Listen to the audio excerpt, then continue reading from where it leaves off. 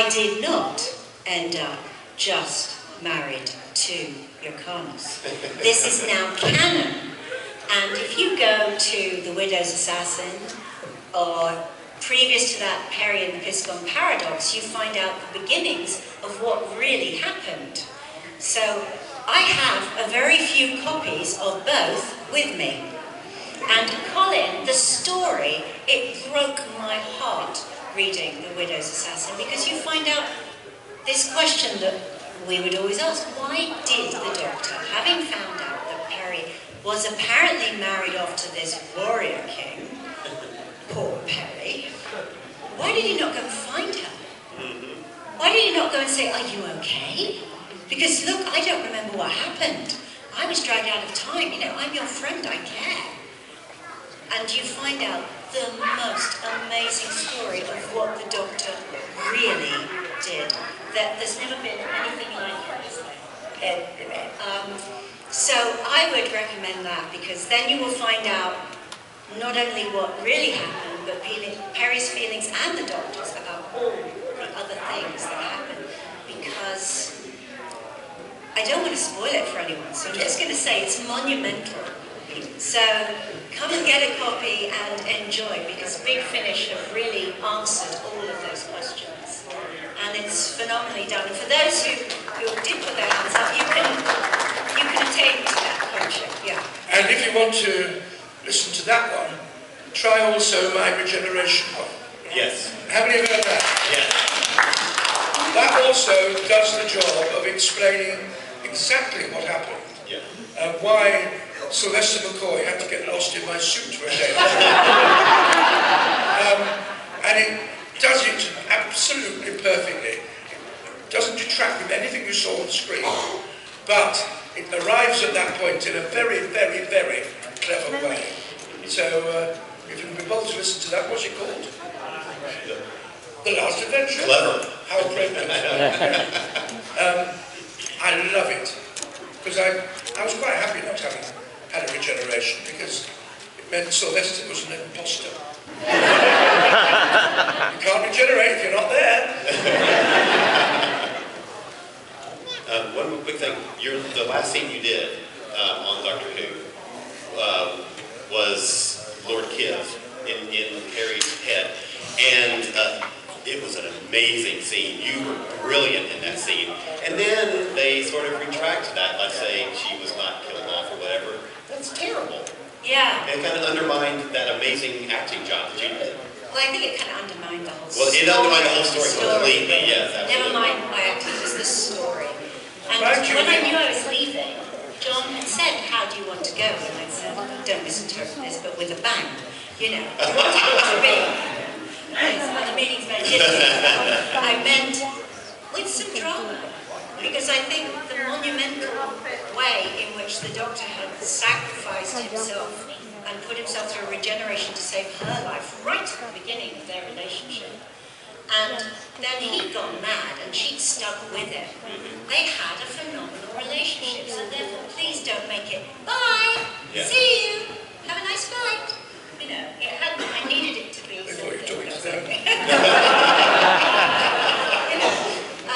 So I thought the story did that. And then to have that sort of fuzzy filter, which I don't think I saw for like 10 years.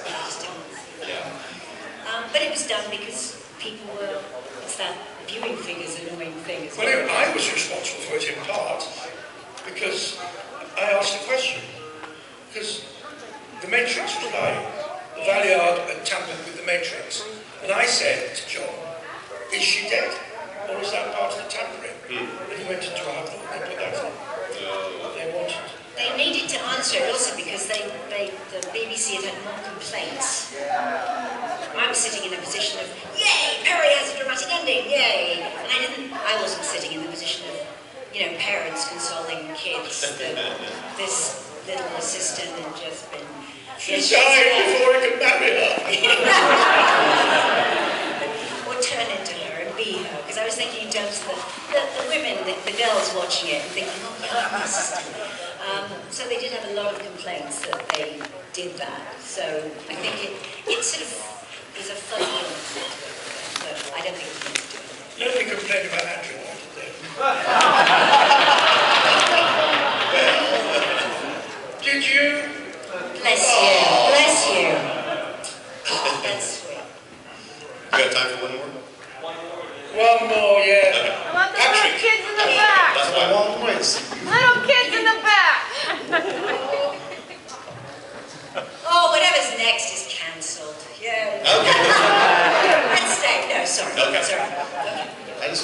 ask y'all how much you enjoyed working with Patrick and Frazier, the two doctors. I heard quite a few stories about some of the things y'all did to Patrick. I didn't do anything. I am always innocent. Yeah, I mean, it was an honor, wasn't it? I mean, to be able to now be in this position, because I can go, I worked with 3 doctors. And their generation. It's like, wow, I really landed the ace card of Doctor Who companions. So for me, it was just incredible. This was the first Doctor I remembered. But you know, yin and yang, we had to have Fraser too. So this is our joke. This is what we always do. We always do it. My Fraser is sitting next to us. Because that was the kind of nature of our relationship. You two turned into like Abbott and Stella. You and Fraser, and sort of basically, Pat and I were the victims of whatever next prank these two. It was all Fraser's fault.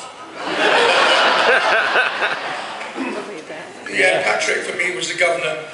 He did the hard job, that first regeneration. Without Patrick, you'd all be sitting here thinking, what are we doing here? Why are we all sitting in this room, looking at nothing?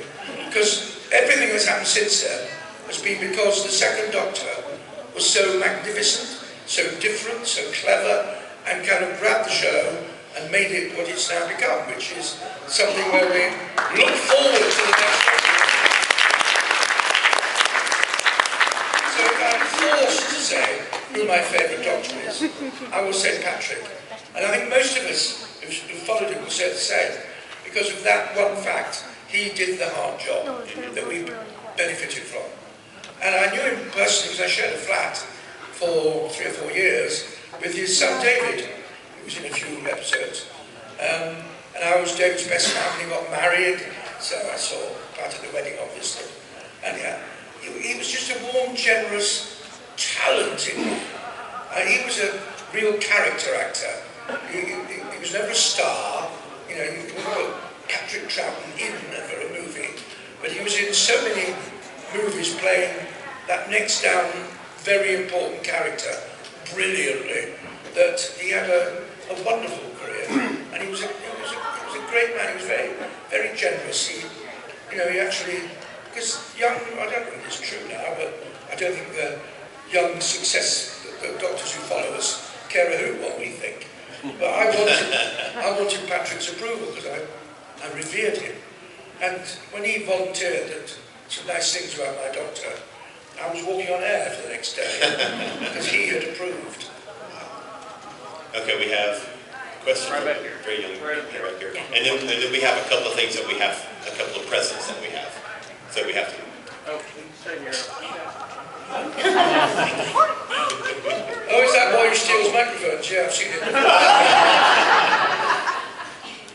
Who was your favorite companion as the 6th Doctor?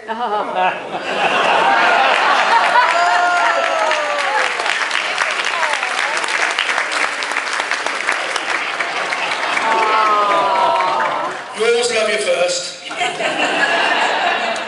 One more, real quick, okay?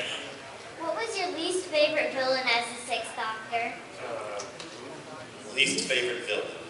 Least favourite villain? My least favourite villain? Oh, blimey. I suppose the band drills were a bit dodgy, weren't they? Yeah. Was it Michael Gray?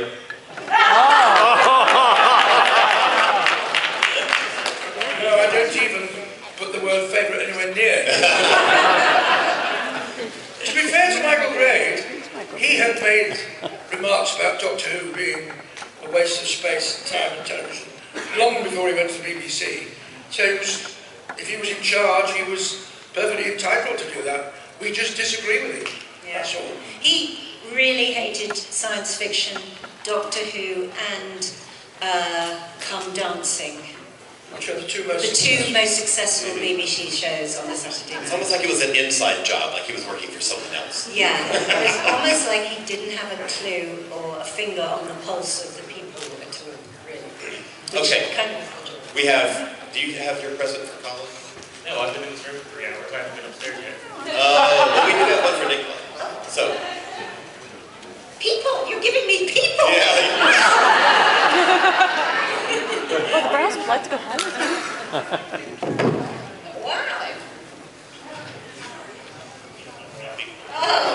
Wow. As a historian for both the Brown family and the military to a certain extent, we are very keen on the positive portrayal of the Brown family, even in fiction, including science fiction. And of course, with our favorite, with our favorite television show, the most iconic Brown, we thought we should honor her by actually making her an honorary Brown.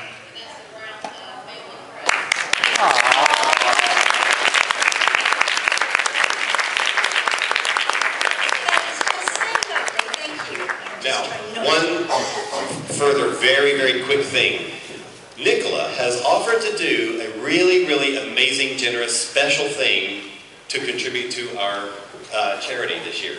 So would you tell us a little bit about that? Yes, I am going to take one of you tonight for a drink, a cocktail, a pot of tea, whatever your particular whim is, and talk with you privately and personally, and I have a gift for you, a very special gift. And I don't know who you are yet, but I know you're going to be wonderful. And I know we're going to have a fabulous time. And it's over to the guys to... We're gonna do a highest bidder kind of thing, and I think we're gonna do it in the last few minutes of your. Later today we have the Caves of Androzani commentary that we're gonna do. So we're gonna take the last bit of that, and we're gonna do a highest bidder kind of thing, where you get a private drink, which can be whatever we want to talk about. There you go. So be here for Nicola's episode commentary this afternoon and get in on that. And contribute $100. to...